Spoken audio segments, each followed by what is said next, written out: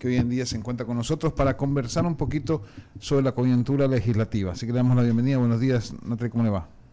Muy buenos días, muchísimas gracias por este espacio, la oportunidad de poder conversar con los guayaquileños y los ecuatorianos en general de los temas que son relevantes en la Asamblea. La primera pregunta de rigor, ¿está en riesgo la democracia en el Ecuador? Sin duda alguna, y está permanentemente en riesgo por parte de quienes no aceptan los resultados ya desde hace 2 años. Hemos enfrentado todo tipo de ataques a la democracia en general y en particular contra el presidente Guillermo Lasso. Recordarán ustedes que el año pasado, a propósito de una manifestación que se tornó violenta, se pretendió conformar este escenario de grave crisis interna, de la misma forma también a través de una comisión en específico por los Pandora Papers, y en otras ocasiones también ha sucedido. Entonces esto es un ejercicio reiterado. En este sentido nosotros continuamos mirando hacia el propósito que tenemos, que es reactivar la economía y naturalmente en este caso atender el resto de temas que están pendientes, como la seguridad. Se está cocinando un paro nacional nuevamente por la CONAIE. Así es, eso no ha salido de escena, en realidad, no ha salido de escena desde el año anterior. Desde que vieron que en octubre del 2019 estas manifestaciones de carácter violento les permitían entrar en una negociación con una suerte de ventaja, pues por supuesto que la práctica quedó allí. Y por eso fue tan peligroso en su momento que se dieran las amnistías a quienes destruyeron Quito, entre otras ciudades del país. Y el año pasado el ejercicio por madurez fue sentarse en la misma mesa y lograr en este caso una definición de acuerdos que han avanzado de manera muy significativa, siendo que tomaban pues bastante tiempo y recursos, además poder atenderlos todos. El ministro de Gobierno tuvo un acercamiento a la Asamblea Nacional el día de ayer. Así es. Conversó con el presidente del Legislativo. La pregunta es, ¿se están teniendo ya nuevos caminos? ¿Existe ahora sí en el gobierno un tema político que está generando justamente resultados positivos? Creo que hay que remitirse a los hechos, a las pruebas específicamente, y celebro como parte de la bancada del Acuerdo Nacional, como miembro creo dentro de la Asamblea, que se haya tomado ya esta decisión a una semana de haberse posesionado en el cargo. Ha mantenido todo tipo de reuniones fructíferas, que es lo importante, una de ellas, probablemente una de las más importantes, con el actual presidente de la Asamblea Nacional. Ha ido a visitarlo directamente en la Casa del Pueblo Ecuatoriano de la primera función del Estado. Eso significa entonces, mi querida Natalie, que faltaba algo en el gobierno. ¿Podría ser que es la experiencia política que le faltaba al gobierno nacional? Creo que es un escenario favorable en este instante, dentro de las circunstancias que tenemos, el poder reconocer que efectivamente eso estaba allí pendiente. Ramiro Cepeda sigue con la entrevista. Adelante, Ramiro. Natalie, qué gusto de tenerla aquí. Siempre un gusto venir. Henry ayer va a la Asamblea y efectivamente dialoga con las diferentes instancias, con el señor presidente. Pero en la tarde el presidente lo manda a pintar el pelo pues a Jaime Nebot. Entonces resulta y que hoy en la mañana Jaime Nebot ya le contestó con un botafuego. Entonces, ¿de qué acuerdo estamos hablando? ¿De qué conversaciones estamos hablando? Si el presidente manda a su premier a conversar, a hacer la tarea, atender puentes, pero en la tarde esto es como estar en terapia de pareja y el marido le sigue pegando a la mujer. Curiosa comparación en este caso, no me podría pegar a ella, pero le reconozco la preocupación. Permítame desarrollar un criterio en ese sentido. Efectivamente, en este caso estas situaciones que se presentan, pues, digamos, a nivel personal, escaramuzas. Vamos a decirlo de esta forma, pues en este caso sí, definitivamente hay que superarlas. Pero más allá de eso, los hechos son los que acabo de referir en este caso. El día de ayer se ha sentado el ministro de Gobierno a hablar con el presidente de la Asamblea Nacional como responsable en este momento de la conducción por la agenda legislativa que se necesita, por las reformas a la Constitución para que las Fuerzas Armadas puedan cooperar de manera directa con la Policía Nacional, trámite que está en la Asamblea, y de la misma forma también para poder aproximarse a aquello que efectivamente, escuchábamos hace un momento, se cocina dentro de la Asamblea. Una comisión ocasional cuyo objetivo era establecer responsabilidades políticas, en caso de haberlas, dentro de de un caso de presunta corrupción dentro de EMCO y las empresas públicas relacionadas a la misma. Entonces, eso es lo que estaba sucediendo. Sobre este último punto, mi criterio personal en este caso es que pues aquí lo que se está tratando de fabricar es un relato y la acción oportuna del ministro de Gobierno acercándose, en este caso a la Asamblea, y de la misma forma del colega asambleísta Gruber Zambrano, que forma parte de esta comisión, pues son decisivas para que se diga realmente la verdad y no se acomoden algunos hechos al relato que están pretendiendo fabricar. Yo perfecto entiendo y voy a partir de lo que he dicho en estos micrófonos. Yo creo en la honestidad del presidente. Le agradezco muchísimo. Pero no creo en la honestidad del gobierno. Que no es lo mismo. Sí, le comprendo. Yo creo puedo que dar es importante señalar las responsabilidades. Yo no puedo dar fe ni decir que este es un gobierno de ángeles, porque no lo es. Y el presidente solo debería responder por sus actos y hasta ahí. Y hasta ahí, porque todos podemos fallarle en algún momento. Pero en la narrativa de lo que en ese informe se dice, hay varias cosas interesantes. Podrá haber algunas infamias interpretadas de alguna manera antojadista, pero sí hay hechos reales que ameritan que por lo menos el hermano político del presidente, el economista Danilo Carrera, salga a decir qué es lo que ha pasado. Porque el presidente no puede salir en cada momento a decir algo en lo que él no participó. Entonces, ¿no le parece que ya es momento, incluso ustedes como bancada, se acerquen al señor presidente de la República y le digan, señor presidente, este baile no es suyo, deje que baile quien tiene que bailar? Mantuvimos la semana anterior una reunión con el presidente a propósito de algunas inquietudes, la principal de ellas en su momento, pues la semana anterior fueron los resultados electorales y naturalmente este punto que usted ha topado, y de hecho fue en ese sentido que ya se había resuelto que los personeros del gobierno hayan salido de sus funciones o permanezcan en ellas, debían comparecer. Eso es darle cara, no es una cosa distinta a rendir cuentas, que es el ejercicio permanente que tiene que realizarse. Ahora, sí, por supuesto, el presidente naturalmente tiene que ocuparse de aquellos temas que son enteramente su responsabilidad. Esta semana lo vimos dentro de la zona 8, específicamente acompañando una serie de operativos con el nuevo gobernador. Lo hemos visto también en las últimas semanas asistir de manera directa a hacer esta suerte de inspecciones para ver cómo están funcionando realmente las cosas dentro de los hospitales y asegurándose de que en realidad esos recursos están llegando personas y también materiales e insumos de la manera más apropiada. Esas son en este momento las responsabilidades del presidente, más allá también de los temas estratégicos que corresponden a la atención en gran medida pues contra la inseguridad ciudadana. Pero también está claro que dentro de la Asamblea Nacional el presidente no tiene los votos que le permitan hacer nada. Nada. Él con los votos que tiene... Permítame decirle ahí, a ver, sí, hemos conversado ya en varias ocasiones dentro de esta misma mesa cuál es la complejidad que enfrentamos, pero no puedo decir que nada. De hecho, ya en este momento tenemos la Ley de Transformación Digital y Audiovisual vigente, y eso fue una conquista modesta, pero finalmente conquista. Eso se llama más pequeño. En historia triunfos pírricos, porque no tienen nada de complejos, nada de trascendente. Tengo que contradecirlo ahí. Pero no fue déjeme nada. terminar la expresión. Son importantes, pero en la trascendencia de todo lo que está pasando y en las dimensiones de lo que vive la República, en verdad es importante, pero hasta ahí. Pero en algo en que se está cocinando la estabilidad democrática, en la estabilidad del mismo gobierno, resulta que no tiene los votos para nada. Hemos vivido 20 meses en una situación de amenaza permanente. Eso no lo voy a negar. Por la culpa de, bueno, las circunstancias fueron así a propósito de los resultados del 2021. ¿Quién armó esa mayoría que presidió la señora Yori? ¿No fue el gobierno? No.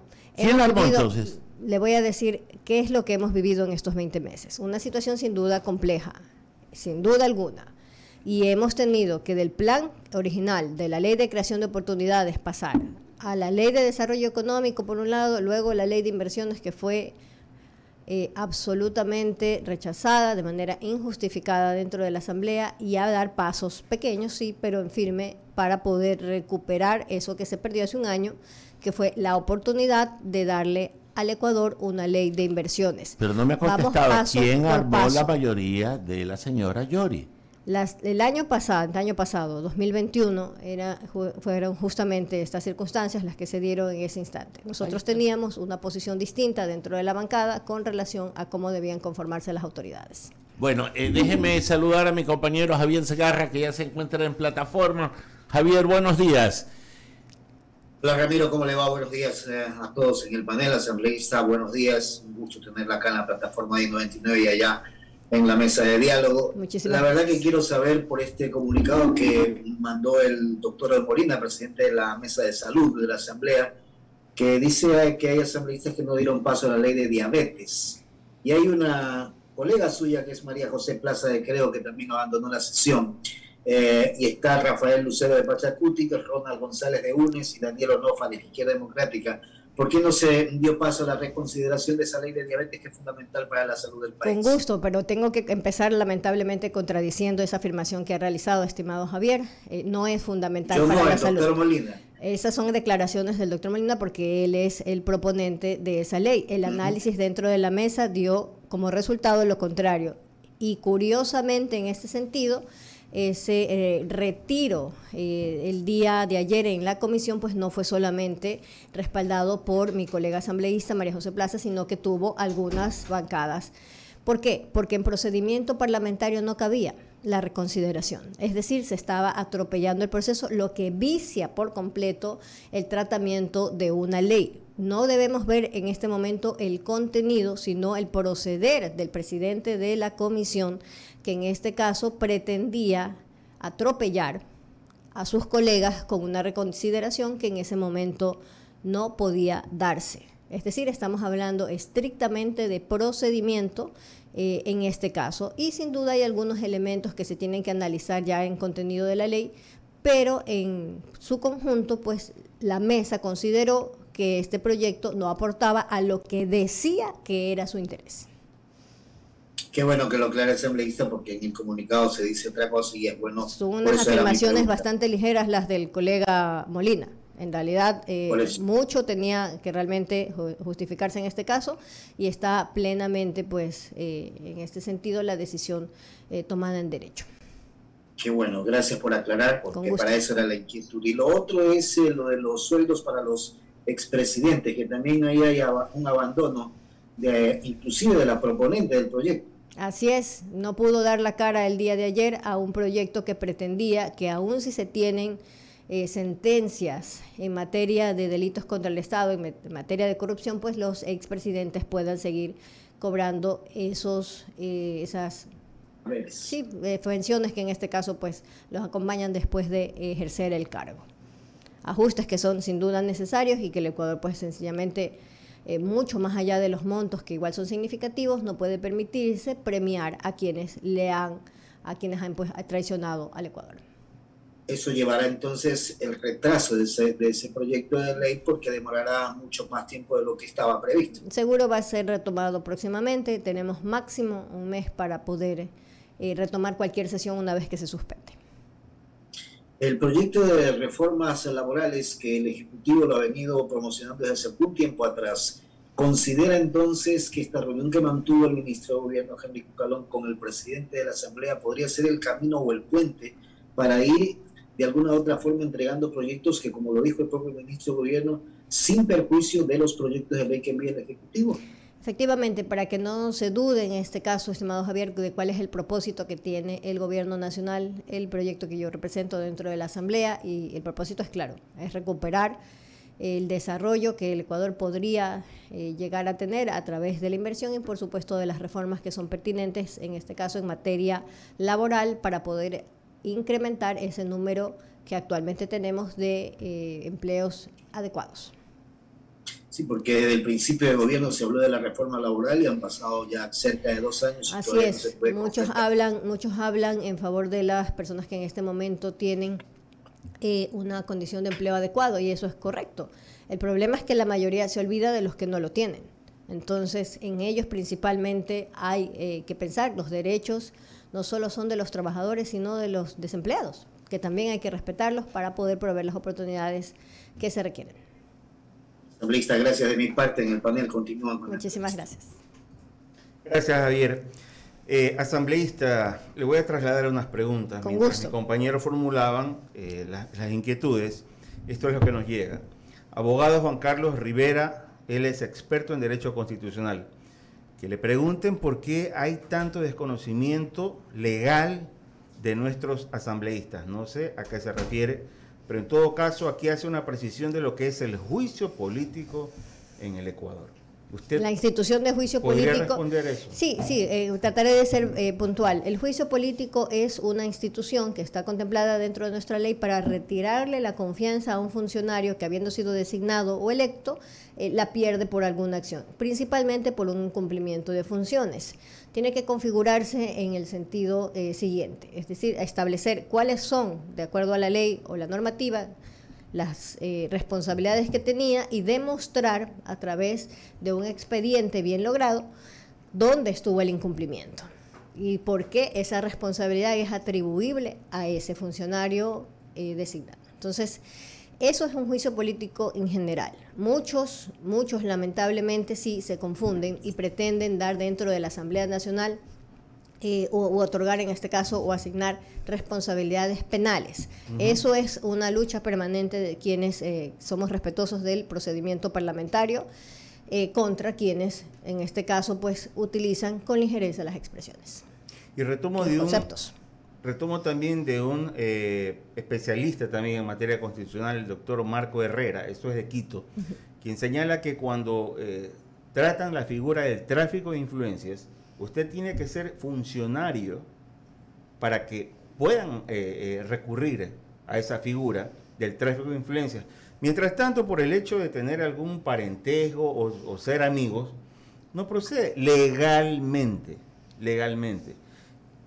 Claro, la figura en ese caso sería otra. Yo creo que estamos en una oportunidad en este caso. A ver, yo no soy experto en tema legal, pero hay cosas que caen por su peso o sentido común. Porque ¿cómo puedo enjuiciar a una persona si de pronto legalmente no me da el hecho para ejercer esta responsabilidad o esta figura? Así es, y me acojo ahí un poco al procedimiento que se ha ido llevando en la comisión ocasional. Nosotros respaldamos la creación de esta comisión porque tenemos interés en que realmente se identifiquen las responsabilidades frente a denuncias que en este caso pueden ser totalmente ciertas como pueden ser parcialmente ciertas o prácticamente inciertas, no ciertas. Pues en este caso en particular yo creo que es sumamente importante el uso estricto de los términos. No podemos estar con ligerezas cuando se está hablando de responsabilidades en ese sentido, por supuesto, pues políticas de nuestro lado, más aún cuando la Fiscalía en este mismo instante está siguiendo su propia investigación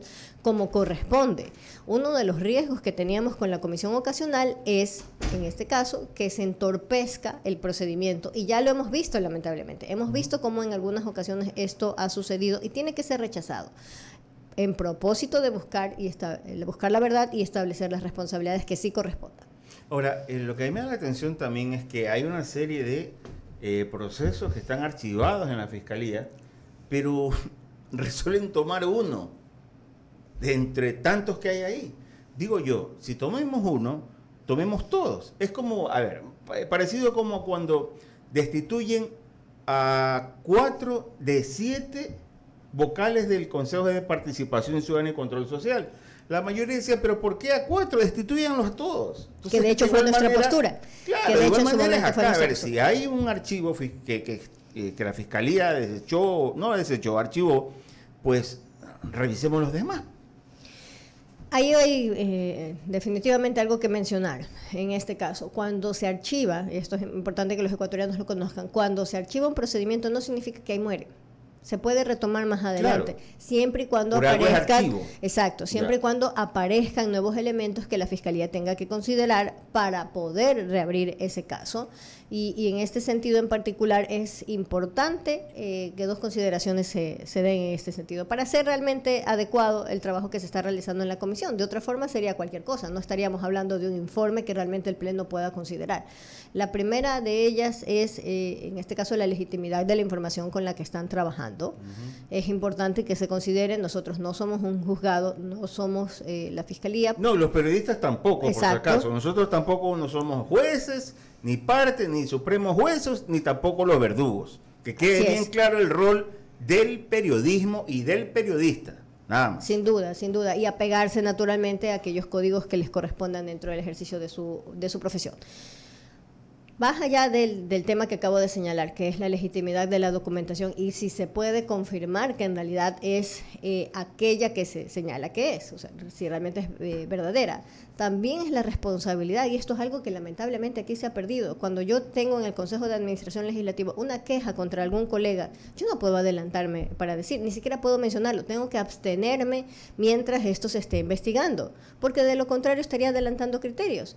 Que ahí me tomo la palabra en este caso pues de la Administración de Justicia, que es el prevaricar. Tengo que evitar prevaricar.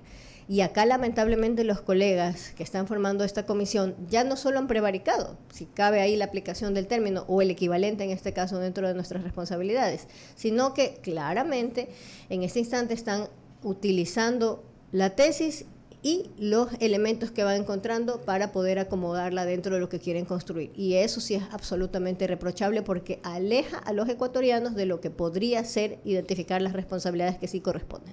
A ver, en todo caso, a ver, si se aprueba en el supuesto no consentido del juicio político, tiene que ir a la Corte Constitucional. Pero en mi criterio, y también lo tuvimos aquí en algún momento de panelista, Henry Cucalón, que ahora es ministro de Gobierno, quien señaló, o en todo caso dijo, una institución que para mí tiene credibilidad entre tantas otras que están desgastadas, dijo él, es la Corte Constitucional. Así es, hemos tenido puntos en los que hemos concordado y puntos en los que no hemos concordado, pero las decisiones de la Corte son, en el último de los términos, nuestro filtro. Nadie está por encima del poder constituido, en este caso, expresado a través de la Corte Constitucional. Bueno, en todo caso, viene ya las fiestas de carnaval y, qué sé yo, creo que el miércoles hablábamos de los 51 años del famoso carnavalazo, donde el general Rodríguez Lara, obviamente, toma las riendas del país, ¿no?, a través del denominado triunvirato, y fue precisamente en carnaval. Entonces, nos sugiere levantar las alertas. Sí, le pregunto esto porque ustedes creo que no van a entrar a este feriado, no van a ser parte del feriado, o la asamblea sesionará en estos días. No sesiona. Ya. Sesionamos de regreso el miércoles. ¿Y cree usted que pueda suceder algo en estos días? Creo que en un escenario en el que hemos visto todo tipo de ataques a la democracia, hay que mantener un nivel de alerta en ese sentido. Pero no hay que perder tampoco la visión en este caso. Nuestras responsabilidades el día de hoy para el Ejecutivo, naturalmente la seguridad, la salud, la educación, y para la Asamblea Nacional generar el marco adecuado para poder contar también con esos elementos. No se puede perder de vista. Hay que seguir avanzando. Esta semana sesionamos dentro de la Comisión de Desarrollo Económico para un proyecto de ley sumamente positivo e interesante, la ley, en este caso Ley de Alfabetización Digital, apoyando lo que ya se conquistó con la Ley de Transformación Digital y Audiovisual. De la misma forma, también ya hemos avanzado en algunos otros temas que también son importantes dentro de esa misma comisión, que es a la que me pertenezco, y estas son cosas que no se pueden perder, porque tienen incidencia el día de hoy en la calidad de vida de los ecuatorianos. La Ley de Economía Violeta, por mencionar algún otro punto. Entonces, mientras los demás se desgastan en buscar aquellos elementos, caminos, y en estudiar las posibilidades que tienen para afectar la democracia, nosotros tenemos que ser absolutamente responsables y dedicarnos a la reactivación económica y a los temas de seguridad. Ayer concluyeron las mesas técnicas para poder darle al Pleno el informe para segundo debate de la Universidad de Seguridad Ciudadana. Tema sumamente interesante que no solamente es para quienes han seguido la carrera policial, sino para los civiles que quieran también entrenarse en ese punto. Le cuento algo, le voy a ser infidente. Cuéntame. La ciudadanía se sigue preguntando, no solo en Guayaquil, en Guayas, en todo el Ecuador. Dicen, ¿y cuándo veremos a las gloriosas Fuerzas Armadas del Ecuador haciendo un trabajo complementario con la Policía Nacional? Sí, eso es lo que estamos esperando en el Ecuador, pues. Hoy se ha aumentado el plazo para el tratamiento de esa enmienda, de Por la que Dios. permitiría evitar los O sea, estados de excepción Pero para en eso. cambio hay tiempo para otras cosas, pero también, Para por favor, nosotros que seamos equitativos. nosotros que estamos interesados, realmente, verdadera y genuinamente interesados en lograr que este propósito se dé a través de la enmienda constitucional, pues no hemos parado. Seguimos acompañando el proceso que en este caso está realizando la Comisión Ocasional de Enmiendas. Gracias a la asambleísta Natalie Arias del movimiento Creo que han estado con nosotros esta mañana. Y bueno, Gracias a ustedes. que tengan un buen feriado, ¿no? Usted y toda la familia. Gracias. Y bien, nosotros vamos a hacer una pausa y volvemos. Regale. Hacemos un corte y enseguida regresamos.